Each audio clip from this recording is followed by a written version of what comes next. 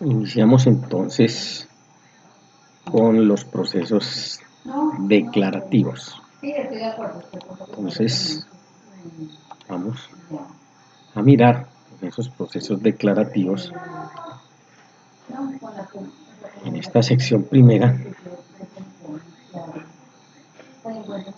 Un título 1, que serían los procesos declarativos, un título 2, los procesos verbales sumarios, y un título 3, que serían los procesos declarativos especiales. Digamos que vale la pena advertir y comenzar, porque este es uno de los 5 tipos de procesos, ¿cierto? Al igual que tenemos los ejecutivos, los liquidatorios, los de jurisdicción voluntaria y los arbitrales. Pero dentro de la contextualización vimos que ese tema arbitral era un tema que estaba referido por ley especial, por lo tanto no está contemplado entre el Código General del Proceso. En este primer capítulo, 3 apartes. Unas disposiciones generales sobre el proceso verbal, ahí están indicados los artículos. Unas medidas cautelares en procesos declarativos y disposiciones especiales declarativos en los artículos 374 a 389. Artículo 368 entonces dice: se sujetará al trámite establecido en este capítulo todo asunto contencioso que no esté sometido a un trámite especial, porque es la razón de ser y son las características, o sea, por las características del conflicto nos ubicamos en el tipo. De ahí que los declarativos son los contenciosos.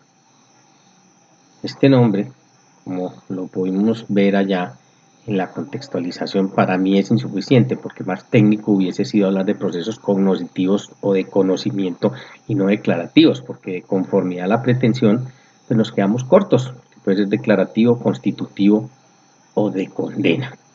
Pero bueno, digamos que es un asunto menor.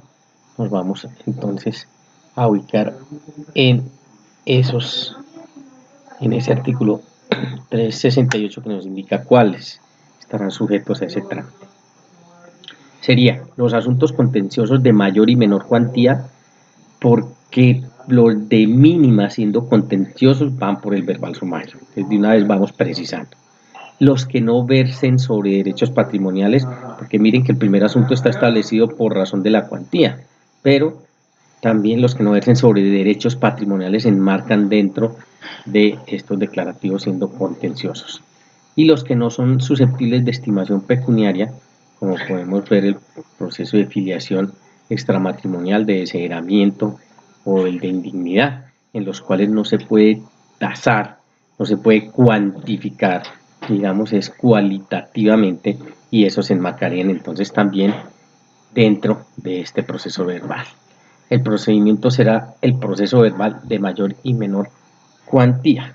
Ese será el que se le dará. El traslado de la demanda es por 20 días, que es el traslado dentro del esquema de nuestros procesos más largo. El 370 permite las pruebas adicionales del demandante.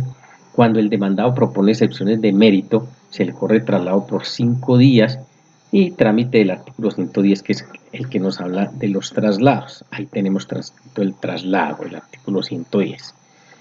Entonces, única posibilidad de pruebas adicionales por parte del extremo demandante es cuando el demandado proponga excepciones de mérito. No es que se esté, que a veces se confunde, dando una oportunidad nueva para el demandante de solicitar pruebas. No, el demandante, saben ustedes, solo puede solicitar pruebas con su demanda en el acápite respectivo de pruebas.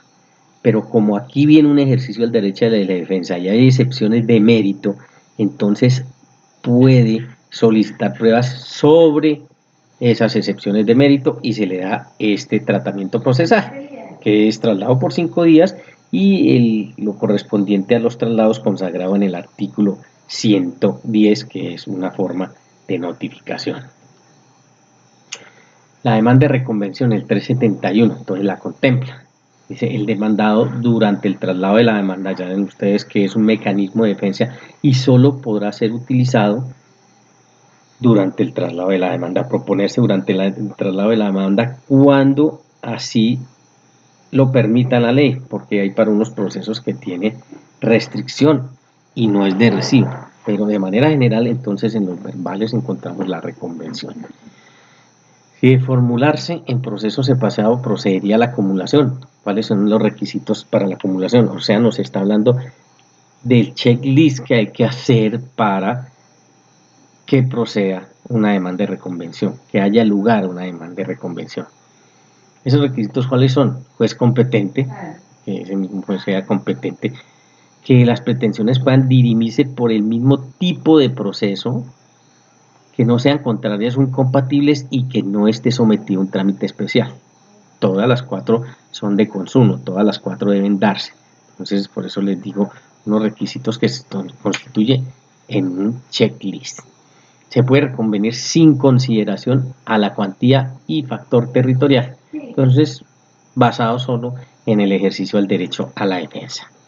Ya el trámite procesal que dispone, vencido el traslado a todos los demandados, se le corre el traslado al demandante por el mismo tiempo y se le entrega copia, hoy no solo en físico sino también con mensaje de datos, se notifica por estado y se sustancian conjuntamente para decidirse en una sola sentencia.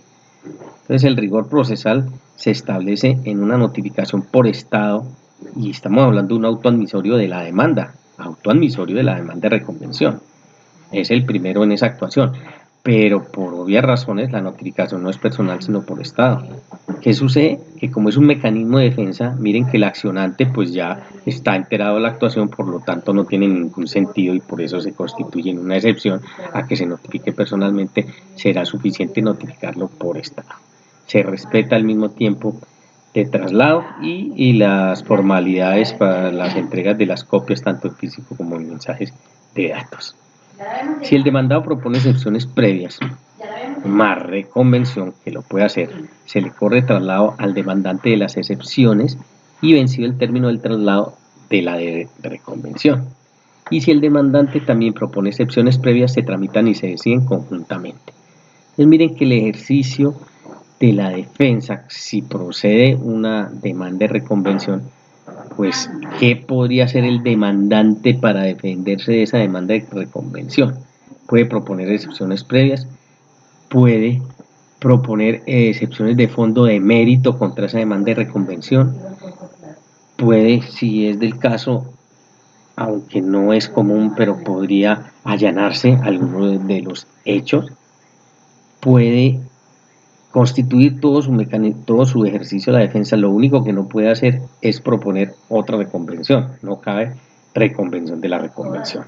Pero el ejercicio de la defensa sí, porque estamos frente a una demanda que es auténtica y tiene su propia autonomía e independencia. Por eso se llama demanda de reconvención, es una verdadera demanda. De ahí que se le garantiza todo el mecanismo de defensa. Y lo otro es estructurarlo y nivelar la actuación procesal por si hay de unas y otras que pueden haber. Por eso dice que se tramita y se deciden conjuntamente. El artículo 372 nos habla de la audiencia inicial. Audiencia que viene del latín audientia, que significa atentio, escuchar atentamente.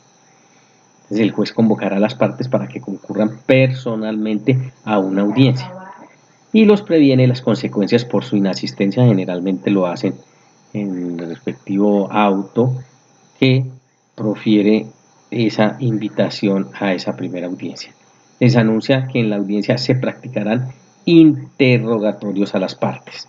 Ya en probatorio vieron ustedes que ahí se hace un énfasis y el Código General del Proceso hace un énfasis en este medio de prueba de los interrogatorios a las partes y por eso le está ordenando al juez que se lo anuncie a la parte y el escenario será para su práctica como todas las otras pruebas en esa audiencia.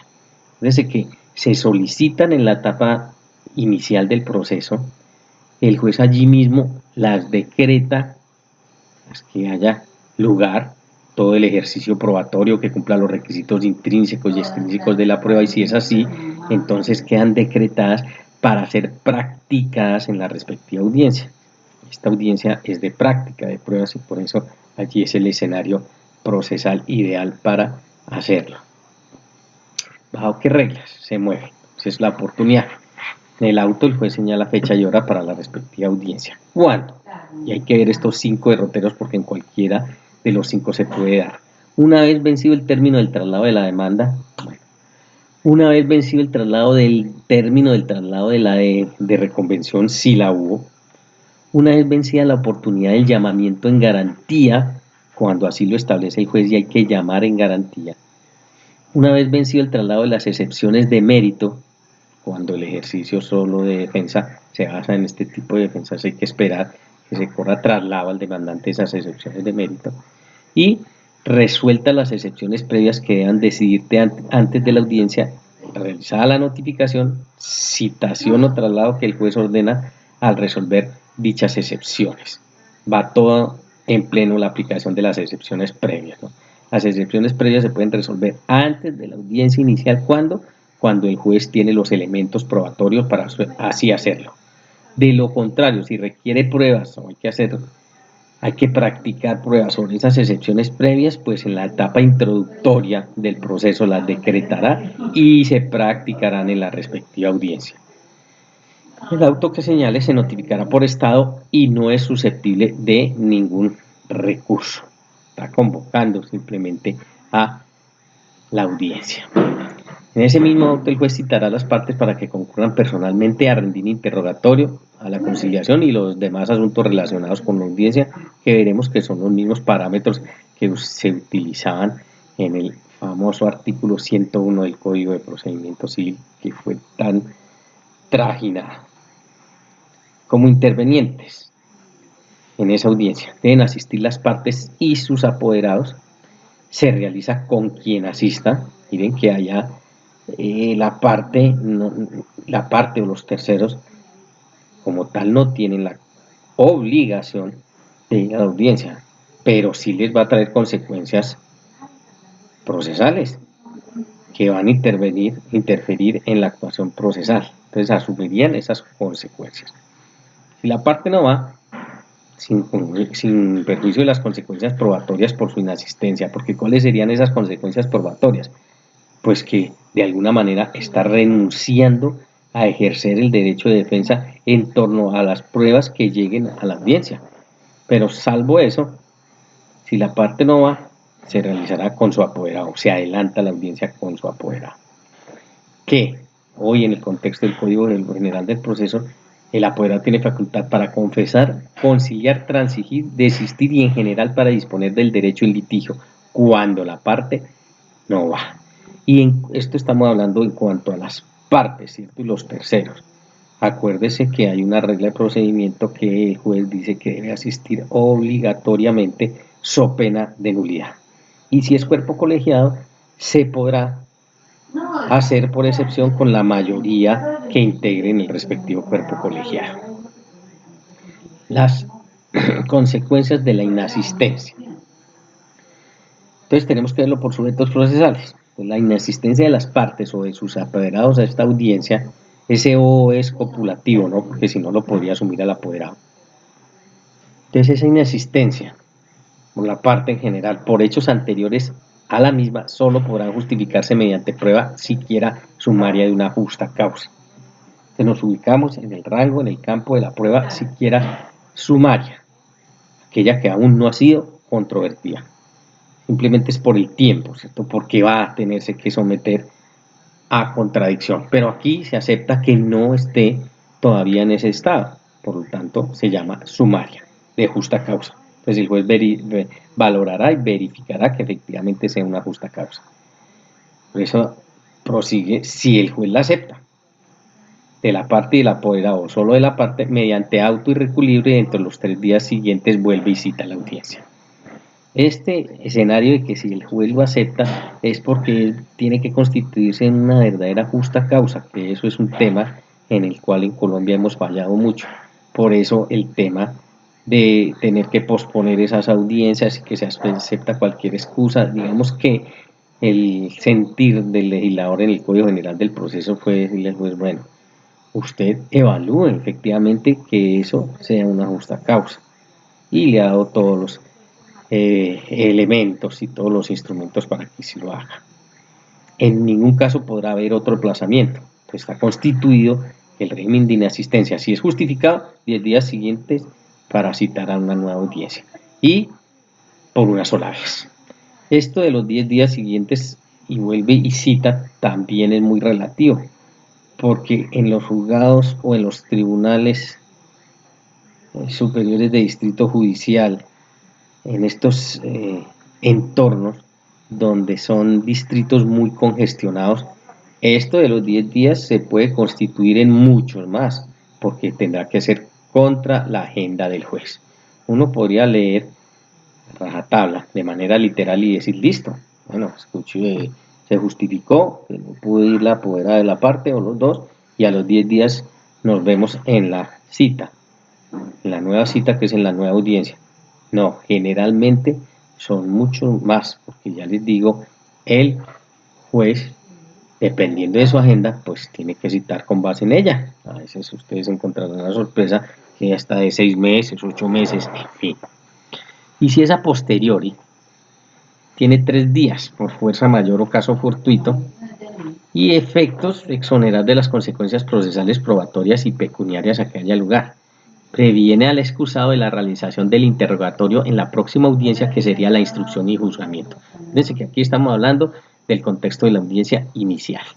Entonces, si es a posteriori, que también se puede, es después de 3 días de que se citó a ella, pero tiene que ser por fuerza mayor o caso fortuito. Y si así es, pues no habrá lugar a esas consecuencias ni procesales, ni probatorias, ni pecuniarias. Y como no asistió a esa audiencia, lo previene de que en la siguiente, que sería la segunda, en el caso que haya la instrucción y juzgamiento, se hará el respectivo interrogatorio. Se empezará por allí, por interrogatorio de la que no pudo asistir a la primera. ¿Cuáles son las consecuencias de la inasistencia? Que son bien representativas. La inasistencia injustificada del demandante, entonces ojo que aquí separamos, hará presumir ciertos los hechos en que se fundan las excepciones propuestas por el demandado siempre que sean susceptibles de confesión. Entonces es castigo, obviamente, para el extremo demandante con base en las excepciones de fondo propuestas. La del demandado hará presumir ciertos los hechos susceptibles de confesión en que se funde la demanda. Y esto, pues, extensión a la demanda de reconvención y a la intervención de terceros principales.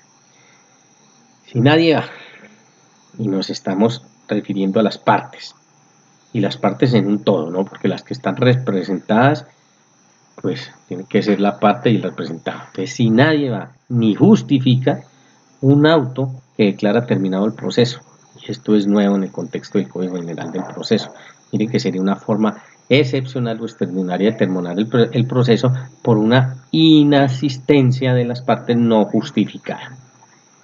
No dijo nada la norma, no se impide que se vuelva a presentar. El doctor Ramiro Bejarano cuestiona si se extingue o no el derecho y quedó ese vacío. Yo considero que, pues, efectivamente está el vacío en la norma, pero no impide que se vuelva a futuro a presentar. Digamos que ahí estaríamos frente al interrogante de si hizo tránsito a cosa juzgada material. Y yo soy partidario de considerar que no. La gente se vuelve a presentar. Obviamente que hay que tener cuidado con todo el tema de prescripción y caducidad, porque seguirá corriendo, ¿no? Este proceso pues ya habrá terminado. Litis consorcio necesario lo tendrán que, o está, como ustedes saben, representado por todos, y el voluntario solo el ausente para las consecuencias. Que son diferencias, o de las diferencias entre el litis consorcio necesario u obligatorio, que los vincula a todos, y tiene que ser por parte de todos, o el voluntario, que solo implicaría al litis consorte ausente. Una multa de 5 salarios mínimos mensuales legales vigentes. Entonces, el contexto de la inasistencia. Sobre la decisión de excepciones previas, el juez practicará las pruebas estrictamente necesarias y las decidirá allí en esa audiencia. Entonces lo decíamos. ¿Cómo es el régimen y cómo está contemplado el régimen de resolución de excepciones previas? Repito, si el juez tiene en la etapa introductoria la posibilidad, porque tiene los elementos probatorios para resolver la excepción previa, así lo tendrá que hacer. Entonces llegan resueltas ya la audiencia. Pero si hay que practicar pruebas en torno a esas excepciones previas, Allí en esa etapa entonces las decretará para que sean practicadas en la respectiva audiencia inicial. Convoca la conciliación. En cualquier etapa el juez exhortará diligentemente a las partes a conciliar. Ustedes se lo encontrarán o lo han visto ya así. Eso es lo primero que hacen los jueces y hacen esa invitación a conciliar y permiten, hacen como un preámbulo y permiten la aproximación. Obvio, ustedes ya tienen que saber que siendo el asunto conciliable, porque es lo primero que hay que analizar. Si el asunto no es conciliable, pues obviamente que no se va a abrir este espacio, pero siendo el asunto conciliable en cualquier etapa del proceso. Si es un incapaz el que está ahí de por medio, concurrirá a su representante legal y lo podrá hacer. El curador ad litem concurrirá para efectos distintos de la conciliación y tiene unas consecuencias también para el curador ad litem si no asiste, que es una multa de 5 a 10 salarios mínimos mensuales legales vigentes, salvo que se justifique. Claro, mire que estas consecuencias son eminentemente pecuniarias porque el curador ad litem pues no le pueden derivar consecuencias procesales. Técnicamente no es parte del proceso. El curador ad litem técnicamente ¿qué es? Es la persona que por razones de deficiencias de la notificación va a asistir al demandado, pero obviamente que no puede tenerle consecuencias, no le puede traer consecuencias procesales, por eso son pecuniarias. Y obviamente que no puede participar en la conciliación porque no puede disponer de los derechos de la parte. El interrogatorio de las partes y la práctica de otras pruebas y fijación del litigio. Mire cómo nos va llevando en el contexto de cómo debe hacerse una audiencia o cómo está dispuesta aquí. Primero todo un régimen de excepciones previas y las resuelven allá, después todo lo concerniente a la conciliación y después pasamos al interrogatorio de las partes y la práctica de otras pruebas. Posteriormente, porque ese sí es disyuntivo, la fijación del litigio. Y si usted lo mira con cuidado, eran los mismos pasos del 101, el Código Procedimiento Civil, allí nos establece un gran cambio. Ustedes conocerán y ven las mayorías de los jueces, entonces al primer tema que entran es el de la conciliación para no desgastarse. Y yo considero que en estricto derecho está bien hecho, porque si hay una conciliación, así sea parcial, pues entonces ahí el juez el tema de excepciones previas tiene que delimitarlo de conformidad a lo que quedó conciliado y lo que no. Con eso sería un tema de economía procesal de no desgastarse. Pero bueno, en ese orden, excepciones previas, conciliación y llegamos a práctica de pruebas y comenzando por el interrogatorio de las partes. Que se practican en la audiencia inicial, o sea, en todas las que estén decretadas se practican allí. De oficio y obligatorio interroga de modo exhaustivo y puede realizar careos. Se ha insistido y ha hecho énfasis el legislador aquí que tiene que interrogar de modo exhaustivo. Muchos han criticado y dicen, pues eso, el juez obvio que un interrogatorio de las partes y todo interrogatorio de las partes debe ser exhaustivo, porque el juez debe extraer de estas actividades procesales pues todo lo que conlleve a insumos para la valoración y poder entregar un fallo. Y puede realizar careos. Los careos ya existían, que es el enfrentamiento entre las partes, un enfrentamiento pero a nivel jurídico, ¿cierto? Con altura, para el poderse dar cuenta de primera mano quién es el que tiene la razón, quién es el que está faltando a la verdad. Hay una sentencia que la CTC 2156 de 2020, de Luis Armando Tolosa, de la Sala de Casación Civil, Agraria, Comercial y de Familia de la Corte Suprema de Justicia en cuanto al interrogatorio. ¿Qué sucede? Dice el interrogatorio oficioso, lo vimos que lo hace el juez de oficio, dispuesto en la audiencia inicial, previsto en el Código General del Proceso, por eso lo estamos viendo allá en ese entorno, en virtud del derecho de las partes a contrainterrogar o formular interrogatorio a las partes, puede surtirse junto con el de las partes. Por ello no hay necesidad de practicarlo nuevamente a menos que se vea la necesidad de aclarar hechos o ampliar puntos, prevenir colusión o fraude. No solo para el interrogatorio de las partes, sino es decretado oficiosamente también cuando así lo soliciten las partes, entonces no importando de dónde provenga, porque carece de sentido y me parece, estoy totalmente de acuerdo con esta jurisprudencia, carece de sentido que el juez no permita el cuestionamiento entre las partes. El hecho de fragmentar el interrogatorio de parte atenta contra la economía procesal, el principio de concentración, la celeridad en el decreto y práctica de pruebas y el proceso en su fin esencial, la efectividad de administrar justicia.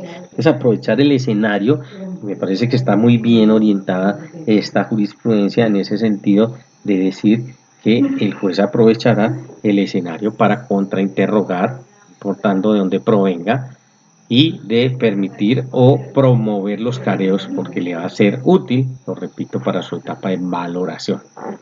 Decrete y practica las pruebas que pueda, no, que esto es importante, que pueda, porque van a haber algunos escenarios, ustedes en probatorio ya los vieron, o los tendrán que ver, en los cuales no se puede hacer, por eso dice que pueda. Y esas pruebas que quedan pendientes, porque aquí hay que aplicar todos los principios en materia probatoria, pues estarán destinados a la segunda audiencia denominada por el Código de Instrucción y Juzgamiento. Esto es importante también tenerlo en cuenta porque decreta y practica las pruebas que pueda. Hay escenarios en los cuales puede darse que al practicar las pruebas, todas las que le han solicitado, él tenga los elementos necesarios para tener la íntima convicción y fallar.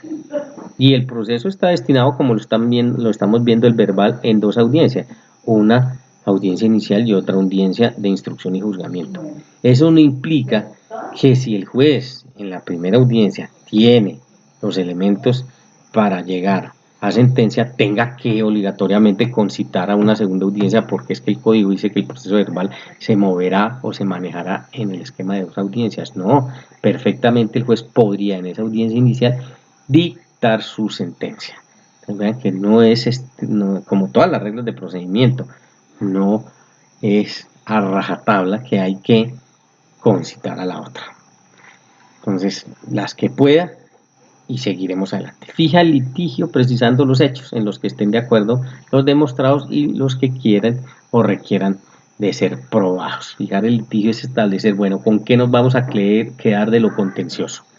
Por si hubo algo de conciliación, ustedes saben, la conciliación puede ser total o parcial. Siendo parcial, hay que establecer qué fue lo que se concilió y qué fue lo que no se concilió. Eso que no se concilió constituye la parte de fijar el litigio porque sobre ese seguirá el proceso. Lo otro, si se concilió, ya hizo tránsito o hace tránsito a cosa juzgada.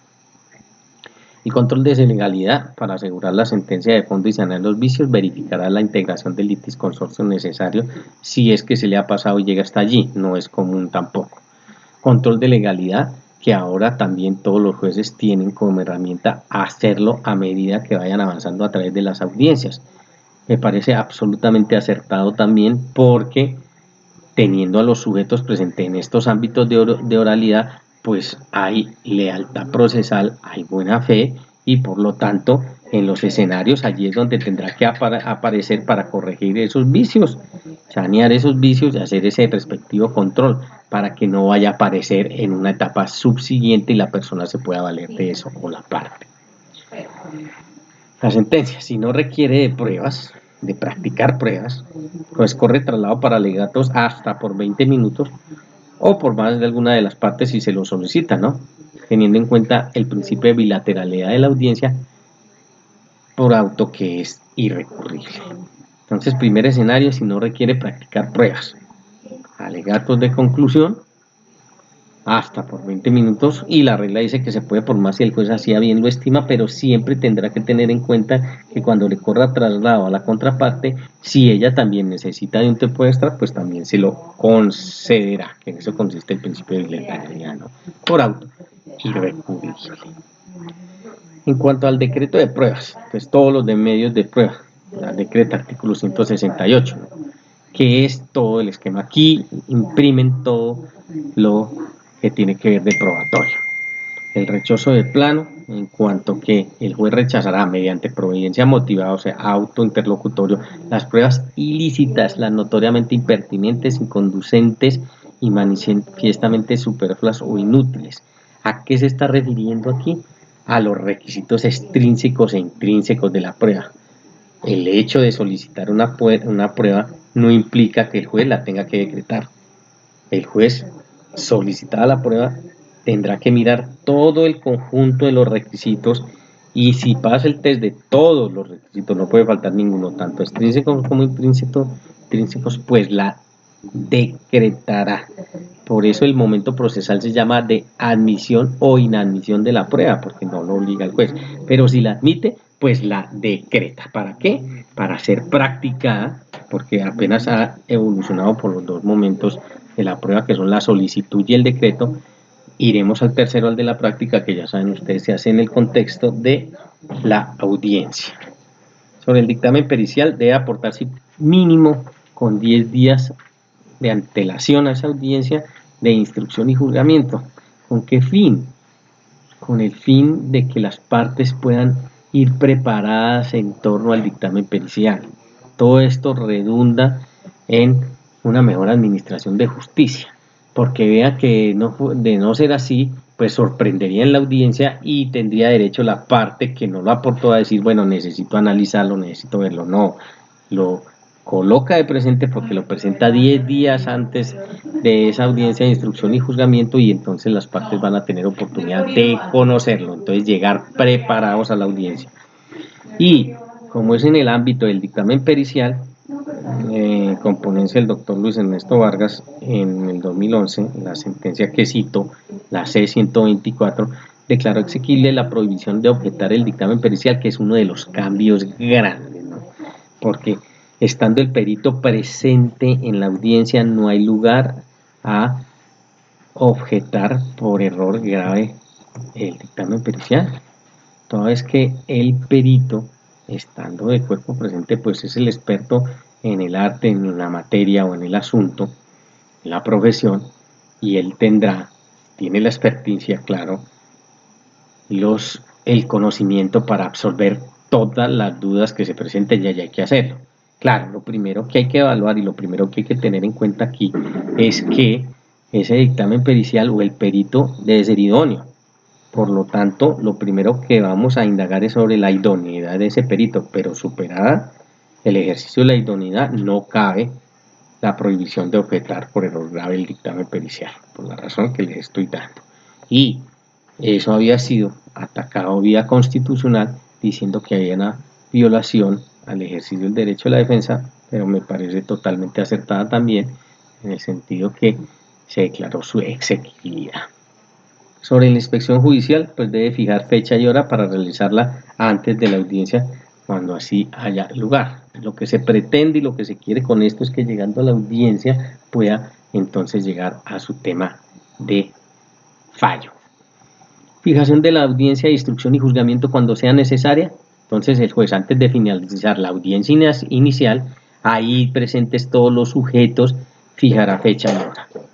La actuación se puede alentar en una única audiencia con todo y sentencia, siendo posible, lo dice el parágrafo, y afortunadamente así lo han entendido nuestros jueces y así se está llevando a cabo.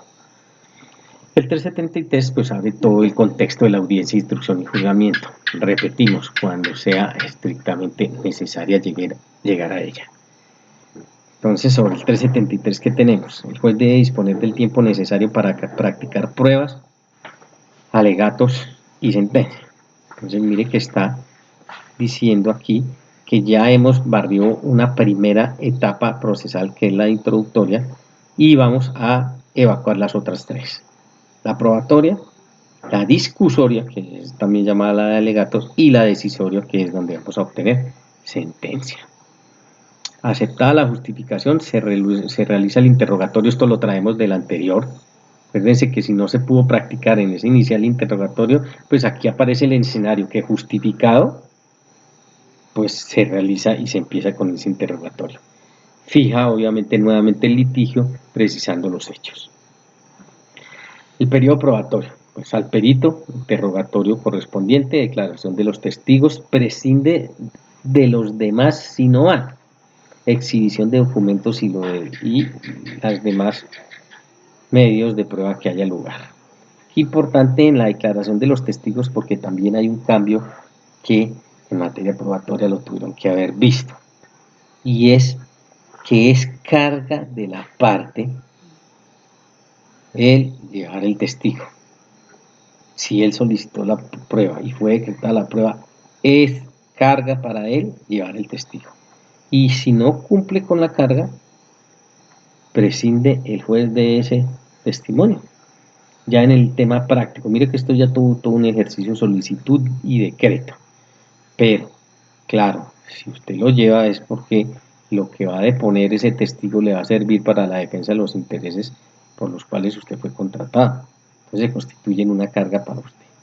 Y lo otro, en ejercicio de la prueba testimonial, ya a nivel general, es que si el juez encuentra que con uno, dos o tres testimonios es suficiente, porque ya tiene todos los elementos de juicio para la valoración, también podría prescindir de los otros. Como en la prueba testimonial ustedes saben que los requisitos básicos para la solicitud de las pruebas es: uno, la identificación plena del testigo en cuanto a su domicilio, en cuanto a su residencia y que lo podemos tener ubicado, y segundo, que se debe expresar precisamente sobre qué hechos va a deponer.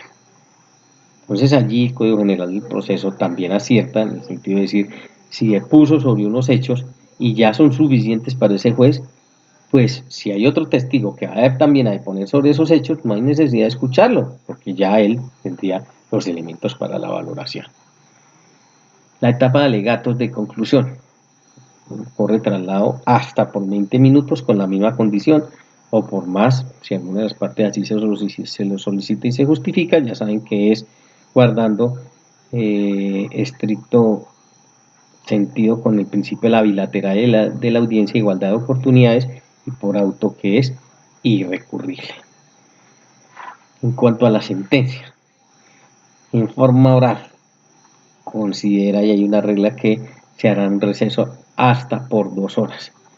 Si no se puede oral, entonces irá por escrito y va una segunda excepción, pero informa las causas al Consejo Superior de la Judicatura, anuncia el sentido del fallo y la presenta entre los 10 días siguientes por escrito. Ojo que no interrumpe el artículo 121 y término del 121. Entonces miremos en contexto, porque aquí se han presentado varios problemas. Dice y le permite que podrá un receso, si la va a dictar en oralidad, podrá dar un receso hasta por 2 horas, hasta también, no necesariamente unas 2 horas. Ejemplo, si el juez necesita, tiene alguna duda, pues puede que la despache en 15 minutos, por lo tanto el receso no será de 2 horas, sino será simplemente de 15 minutos. Y quedó otra excepción a la regla que ha traído muchísimos problemas, y es que si no se puede oralmente, y cuando se dijo que no se podía oralmente, cuando el tema probatorio es muy álgido, o sea, de parte del demandante, de parte del demandado, hay pruebas de oficio, hay intervención de terceros, hay llamados en garantías, entonces puede ser complejo el tema de la valoración. Entonces allí el legislador dispuso, ahí pues no lo podrá hacer oralmente, por eso mire que dice que tendrá que hacerlo por escrito, pero le tendrá que informar de las causas al Consejo Superior de la Judicatura, eso de una parte. La otra, anunciar el sentido del fallo. Y tercero, por escrito sí, pero la presenta dentro de los 10 días siguientes, no puede ser más largo el tiempo en que se otorga. ¿Qué ha sucedido y se ha discutido también? Que él debe anunciar el sentido del fallo, y por ahí hay ya jurisprudencia en este sentido. Porque la pregunta que se ha establecido y la crisis que de aquí ha nacido es si el juez, anunciando el sentido del fallo, puede cambiar ese sentido del fallo. Y hay unos que opinan que sí, otros que no. Hay dos grandes corrientes y dicen no, se anunció el fallo, él tendrá que orientar su sentencia porque ya dispuso el sentido del fallo. Otros disponen que como hace un análisis más exhaustivo, pues puede que haya lugar a que ese sentido del fallo se varíe. Yo, ya porque aquí hay que tomar, como en muchos de los eventos, postura personal, pues con base en las jurisprudencias que les digo que ya existe, digo que sí puede cambiar el sentido del fallo que anunció, porque como él va a argumentar y fundamentar, ya les digo, puede que en ese ejercicio más exhaustivo, que para eso es esta excepción, pues se dé cuenta, y él no está obligado como ningún juez al error. Muchos indican que eso es de alguna forma burlarse, en el mejor sentido, de los sujetos procesales, porque ellos ya escucharon un sentido del fallo y pues proviene o sale con otro. En un escenario académico, en un congreso colombiano de derecho procesal, había un ponente defendiendo la postura de que el sentido del fallo no se podía cambiar y colocaba él de manera ilustrativa un proceso de divorcio y decía, él no la pudo dictar oralmente, entonces la va a dictar por escrito y el sentido del fallo está orientado a que se va a declarar el divorcio. Y resulta que mirando las circunstancias, el juez se percata que no y a los 10 días profiere sentencia por escrito diciendo no prospera la causal, por lo tanto no hay lugar al divorcio. Ese es un ejemplo bastante extremo, pero él decía las consecuencias de anunciar el sentido del fallo. Sin embargo, hay otra jurisprudencia donde hubo una intervención de un tercero que no se tuvo en cuenta en su en su complejidad, la totalidad de la intervención de este tercero, y realmente cuando el juez se tomó el tiempo se dio cuenta que efectivamente lo tenía que aceptar el tercero y fuera de eso tenía lugar a la indemnización, por lo tanto varió el esquema de la indemnización, porque pues obvio, antes no lo había tenido en cuenta y después se dio cuenta que había que tenerlo en cuenta, entonces lo hizo partícipe. Entonces ahí pues queda ese tema para que ustedes lo analicen y tomen su postura jurídica sobre esa excepción. Yo creo que la excepción va más allá. Ya hay algunos autores y con ellos comparto y lo hemos discutido en el instituto, de que esta excepción para mí no debería existir, en el sentido que el juez debe conocer de todo el asunto y debe dictar la sentencia en oralidad con las consecuencias que sean. ¿A qué me refiero? Quiero que me entiendan bien la postura. Que haya un fallo que esté imbuido en el error, bueno, eso está contemplado por nuestra norma procesal y por eso la posibilidad de impugnarlo, si es que es de ese caso. Nada garantiza que siendo por escrito o tomándose más tiempo, efectivamente todos los fallos entonces van a estar dentro del ámbito de lo justo, de lo equitativo y de lo acertado. Yo soy partidario, con esos otros doctrinantes, entre los que se cuenta, por ejemplo, el doctor Ramiro Bejarano, que este escenario debería hacerse y respetar el ambiente de la oralidad y aceptar la primera excepción del receso hasta por 2 horas cuando el asunto sea supremamente complejo, pero que el juez estuviese obligado a fallar en oralidad, ahí mismo producir la sentencia y evitarnos todo este tema de la escrituralidad con las consecuencias que trae, pero es simplemente una postura para que cada uno la analice y determine también. Apelación de la actuación oral, pues notificación en estrados. La apelación de la actuación escrita, notificación personal o por estado y cuenta con 3 días para su ejercicio. Los términos de ejecutoria. El registro de la audiencia, como lo dispone el 107, una regla de procedimiento en cuanto a la grabación, ¿no? La actuación adelantada en una audiencia o diligencia se grabará en medios de audio, audiovisuales o en cualquier otro que ofrezca seguridad para el registro de lo actuado y con eso garantiza pues su registro. Las medidas cautelares en los procesos declarativos, dejemos la planteada para esta primera sesión.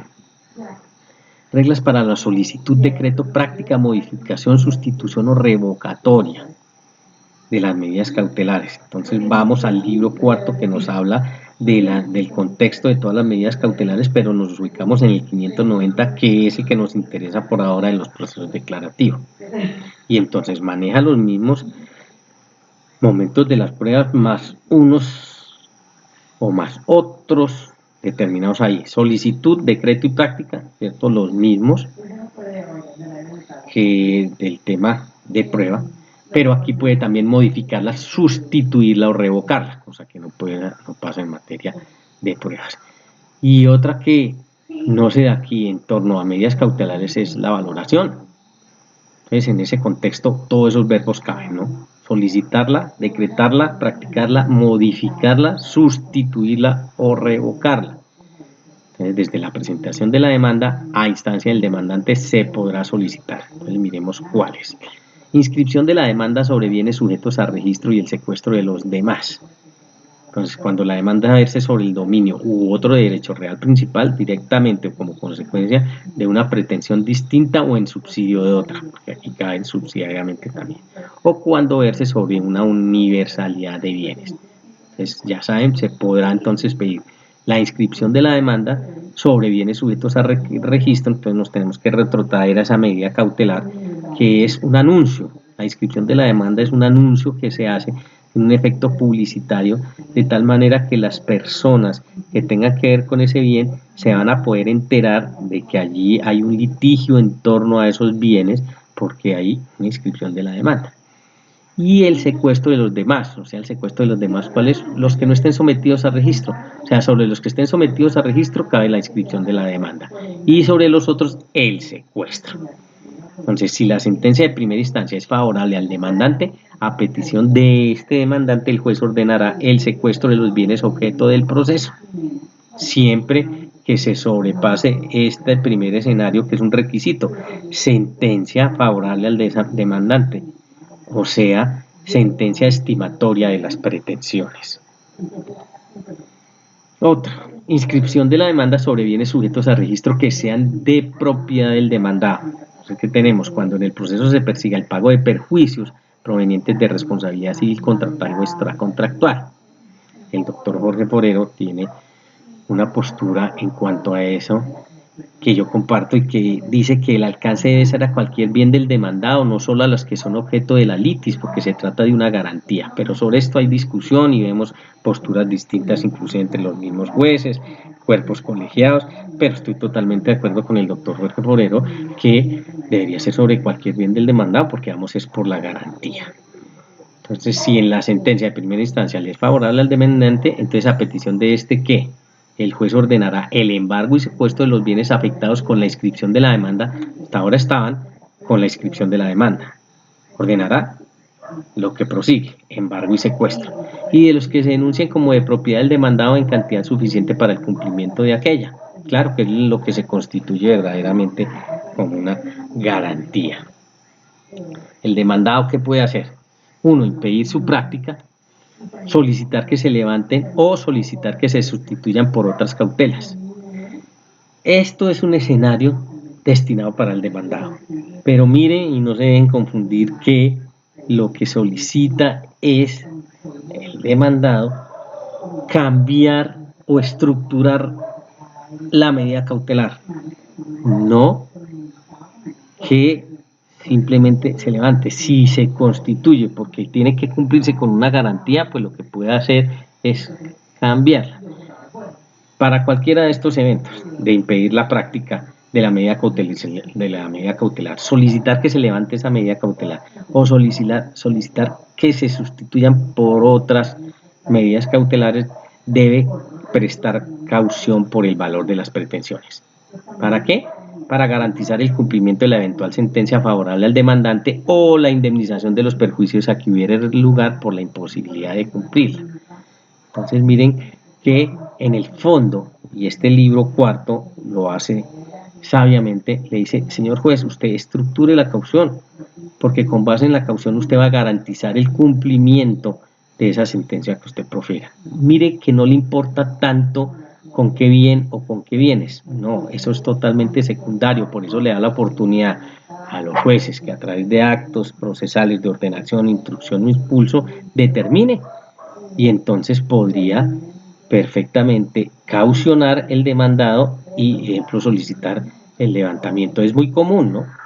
Por ejemplo, piensen ustedes en el escenario que se embarga y secuestra un bien mueble de servicio público, un vehículo automotor, una tractomula, y resulta que el proceso está por 20 millones de pesos, por dar un ejemplo. Y eso es lo que el valor de las pretensiones son de 20 millones de pesos. Bueno, el juez generalmente dobla y se necesita una caución hasta por 40 millones de pesos que me garantice el posible o el eventual o la eventual sentencia favorable al demandante. Entonces, si esa tractomula me produce a mí 100 millones de pesos y el proceso mensuales, y el proceso se va a demorar pues 6 meses, un año y medio, digamos que en el escenario del 121, pues perfectamente yo puedo con mi cliente, que en este caso es el demandado, decirle no, prestemos caución por los 40 millones de pesos y se demore 1 año y medio, lo que se demore este proceso, le pedimos que se levante la medida cautelar sobre ese bien y el bien, en este caso la tractomula, siga trabajando. Pero miren que ahí no es que se levante la medida cautelar y el proceso se quede sin medidas cautelares, no, por eso le dice debe prestar una caución por el valor de las pretensiones. Entonces yo ahí hago el ejercicio, le solicito al juez y le digo, listo, constituyo ejemplo un CDT por 40 millones a favor del juzgado, ya estoy garantizando. Por favor, ordene el desembargo y el secuestro de la tractomula que me produce, ejemplo, no sé, 80 millones de pesos mensuales, entonces no va a quedar ahí simplemente sin poder cumplir su cometido. A eso es que se refiere. Entonces eso puede hacer el demandado, ojo, prestando caución por el valor de las pretensiones. Cualquier otra medida que el juez encuentre razonable, y estamos en el ámbito de las medidas cautelares innominadas, que es nuevo en el Código General del Proceso. Estos antecedentes, como todas las instituciones en Colombia, han llegado por otros ordenamientos procesales a nivel mundial, ¿no? Lo encontramos en el artículo 700 del Código de Procedimiento Civil italiano, que permitía las medidas de urgencia cuando existía un riesgo inminente que pudiera ocasionar perjuicios, y este es el verdadero origen de toda la medida cautelar innominada. ¿Qué teníamos en Colombia? Solo medidas cautelares nominadas, entonces no se podían sino practicar esas las que taxativamente estaban en el código, ahora o en los códigos. Ahora con esta posibilidad pues viene todo el régimen de las innominadas. Ejemplos para que entendamos una medida cautelar de ese tipo, innominada. En Francia, una mujer que aparecía en una pintura y consideró que le estaban vulnerando su honra, solicitó que se cubriera el cuadro hasta que se dictara sentencia.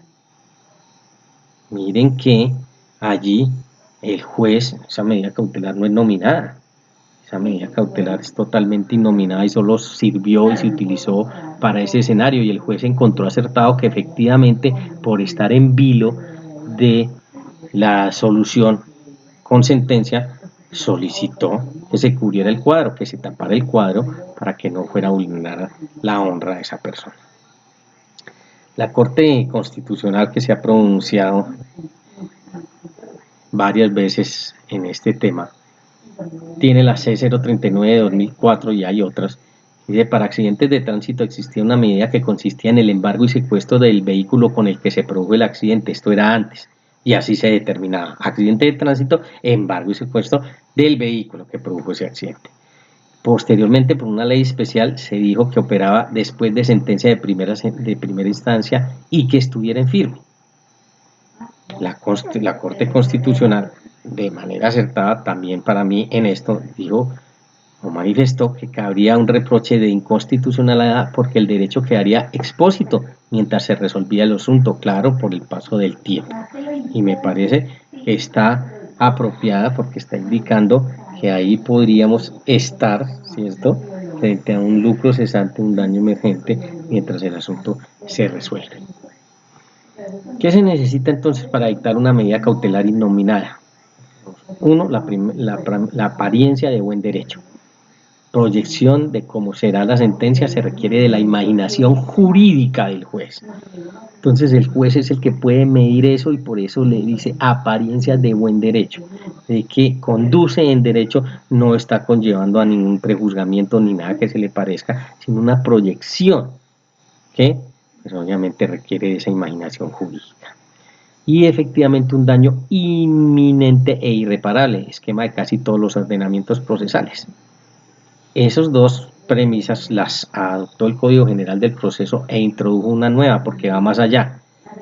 Con un criterio más amplio permite más ductilidad al juez y habla de la existencia de la amenaza o vulneración del derecho. Entonces podríamos decir no solo apariencia de buen derecho, existencia de un daño inminente o la posibilidad de un daño inminente e irreparable, sino también que exista una amenaza o que se vislumbre una posibilidad de vulnerar un derecho. Entonces, en todos esos 4 escenarios, según el contexto del Código General del Proceso, el juez podría dictar una medida cautelar innominada. Miren, que es importante aquí tener en cuenta que el juez lo puede hacer de oficio o las partes se lo pueden hacer saber al juez. Entonces usted ya conociendo este derrotero de estos 4 elementos, pues usted podría indicarle que efectivamente allí hay la existencia de una amenaza y que por lo tanto se requiere una medida cautelar innominada. Otro ejemplo, el caso Camacho Acosta en Argentina, que fue muy famoso. Un trabajador perdió en un accidente de trabajo el antebrazo izquierdo.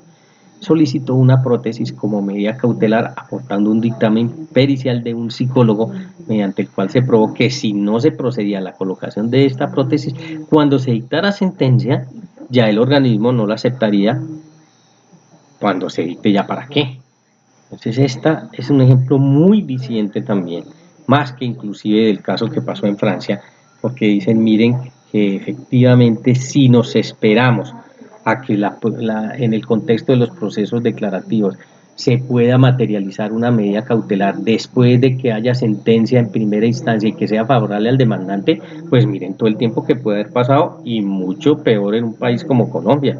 Por lo tanto, bienvenidas las medidas cautelares innominadas y miren que en este caso, pues cumplió un cometido social, humano y de rango eminentemente constitucional.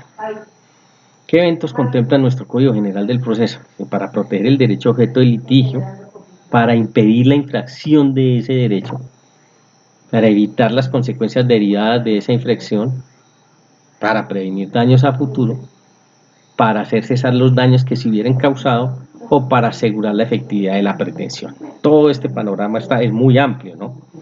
Digamos que se han visto en Colombia y se han empezado a manejar en el campo o mucho en el campo del tema ambiental o medioambiental, donde también el paso del tiempo para poder practicar la medida cautelar podría ser muy nocivo para el entorno ambiental. Artículo 13 de nuestra Constitución, entonces, lo revalida y le da el piso diciendo que el Estado promoverá las condiciones para que la igualdad sea real y efectiva y adoptará medidas, ahí está lo importante, en favor de grupos discriminados o marginados. Todo el contexto de la medida cautelar innominada. Entonces esta primera sesión la dejamos hasta ahí y daremos paso entonces posteriormente a la segunda.